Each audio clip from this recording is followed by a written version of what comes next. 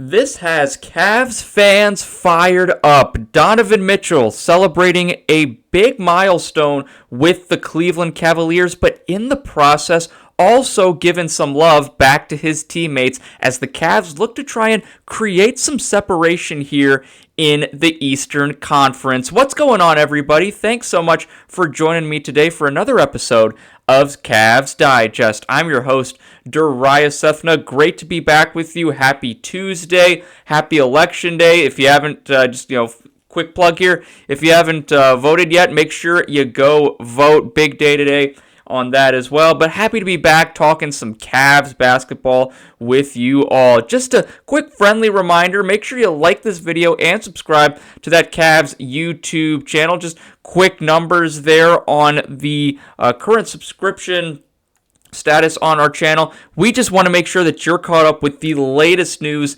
in Cavs basketball. The season's been underway for a couple of weeks now, and Matt and I want to make sure that you guys are caught up to speed right here on Cavs Digest. So give this video a like and subscribe to our channel. So today's video is going to focus on the Cavs' number one guy, Donovan Mitchell. And I mentioned in the intro, celebrated a big career milestone this past Sunday in the Cavs' win over the Atlanta Hawks.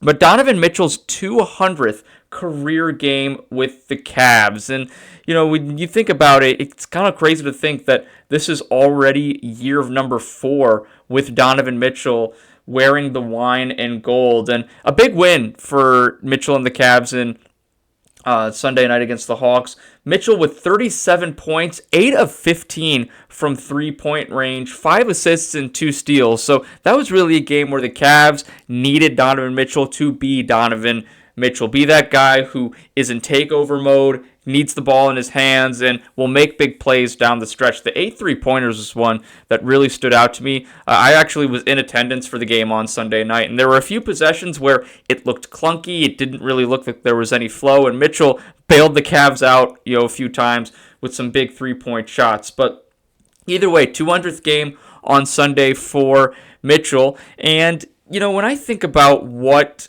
Donovan Mitchell means, what he has, how important he's been for the Cavs this season. Think about this. So Cavs are 4-3 right now, 7 games into this season. And in those 7 games, Donovan Mitchell has scored 30 or more points in 4 of them. So when we think about Donovan Mitchell, and this is really where the big question comes in with the Cavs, you obviously want to see Evan Mobley be that guy to take over, but there are also points where Donovan Mitchell is going to be the go-to guy, and I think when you look at the injuries to Garland, Max Strus, and now Sam Merrill, there are less and less guards on this roster, so it's basically been Donovan Mitchell. DeAndre Hunter looks like he's finally getting into the swing of things, has been playing well as of late for Cleveland. But when you also look at Donovan Mitchell, here's just overall this season, averaging 29.5 points per game. And here's the big one, on 55% shooting from the field. So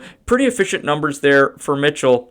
None of that's surprising, though. And that's really not the news and the crux of what I want to get into in today's video. But I think these numbers kind of give you a good baseline, a good foundation of where I'm going to go into next in this topic. So Mitchell, after the game against the Hawks on Sunday, talked to the post game, and Matt had analyzed this a little bit too, specifically not only talking about his own individual milestones, but giving some love back to his teammates. And this is what you want to see in a leader. Mitchell overall just talking about, the Cavs obviously haven't started 15-0 like they did last year, but just talked about the process. I'm just excited about the process. We're developing and finding different things. Would it be great to be 6-0 or 7-0? Yeah, sure, but at the end of the day, we're learning and getting better. And so, that's, as a reporter, those are things that, you're going to hear a lot, whether you're covering the NFL, NBA, WNBA, whatever, athletic event you're covering at no matter what level, whether it's a coach or a player, those are quotes that, you're going to hear. It's about the process, about developing, and those are certainly true things, and those are aspects that Mitchell and the Cavs certainly are focusing on. How are you getting better every day, finding that way to get 1% better?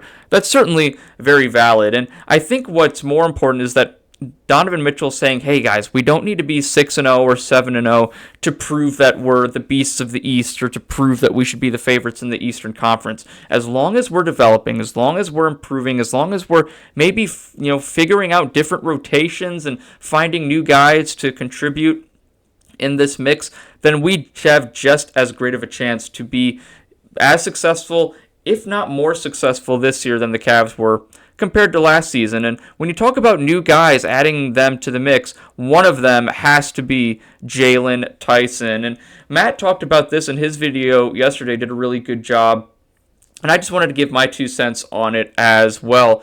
Mitchell spoke on Jaylen Tyson, and he's really been the star of the talk in the last few days, especially here on this channel. And what Mitchell had to say about Tyson is just his work ethic, the relentless pursuit. I think it's easy to trust a person when you see them consistently in the gym. There's like a crew. It's me being Mitchell, Max Strus, Sam Merrill, and Jaylen Tyson. It's been like that since he got drafted to the point where I have to tell him to go home, and those are the type of guys you'd root for, right? And Jaylen Tyson has definitely earned this not only the starting role with the Cavs, but these pretty long minutes. He's playing, he's getting a decent amount of playing time, and that's because of the work ethic. That's because of the time he's putting in the gym. And when your best player, your superstar player, is noticing that kind of stuff and is one of your hardest workers, especially in the sport of basketball and at the NBA level, that does dividends. That's why this Cavs culture is so high, and why younger guys like Jaylen Tyson, maybe not Sam Merrill, but the Naquan Tomlins of the world, the Luke Traverses, they're going to be willing to put in the effort because they see guys like Donovan Mitchell, who's at the top of the food chain, putting in just as much effort. So that's going to show them, hey, I have to give just as much effort as our best player on the team is giving. And kind of going into that culture piece of it a little bit more, I think these 2 quotes that I just went over that Mitchell gave are really important because, yes, the Cavs are not 7-0. They're not 6-0. They're not. They're 4-3, right? They're only a game above 500. So they're kind of in that mix, that very tight mix in the Eastern Conference right now. But I think these quotes are important. I wanted to bring them up today because it shows that Donovan Mitchell is keeping the culture and the Cavaliers' standards high. Right, despite some, let's be honest, there's been some clunky play. There's not been a lot of flow in the offense in these first few games of the season. But despite that, Mitchell is telling you, as the Cavs' best player, hey, that's okay. We're learning, we're developing, and you take that with a grain of salt, if you will.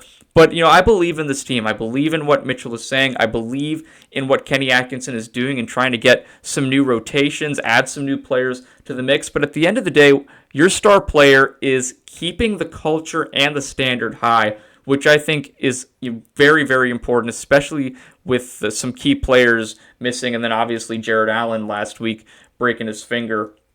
We'll see what happens on that front. Kind of to end this video today, I also think this is a really important stretch in the Cavs season, right? You're 4-3. You've played some pretty talented teams in the East, obviously starting with the Knicks on opening night. You had to face Giannis and the Bucks. That was their second win of the season, the home opener last Sunday. And then you go off, play the Celtics, don't have your best performance, then lose to the Raptors at home. But I think these next few games, home against the 76ers tomorrow, the second NBA Cup game in DC against the Wizards on Friday, you have a home game against the Bulls on Saturday, and then 2 games in Miami against the Heat. I think these next 5 games for the Cavs are all very winnable, and I think from top to bottom in all of these games, the Cavs have the better roster, even with Garland and Strus out, and we'll see what happens with Merrill if he can get back, as well as Jarrett Allen. But I think even just talent-wise, and the NBA is so heavily based on talent, I think the Cavs have an opportunity to win every single one of these games. And it's really important if you can notch some more wins under your belt with Darius Garland's availability coming right around the corners. He's been warming up, doing a lot of exercising, and especially before the game, some pregame warm-up. So he looks in shape. He looks ready to go. But if you can get some wins, if you're Kenny Atkinson and this Cavs squad,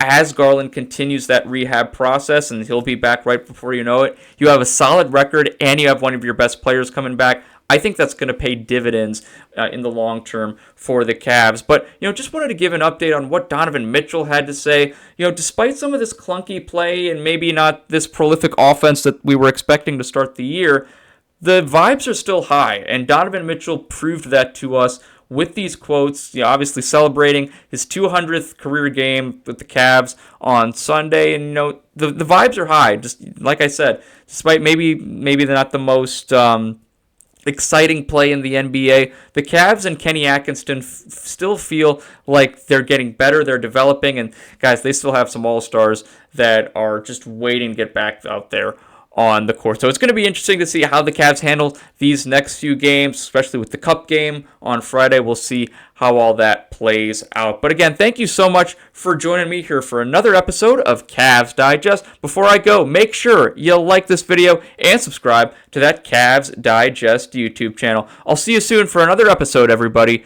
Have a great day and take care.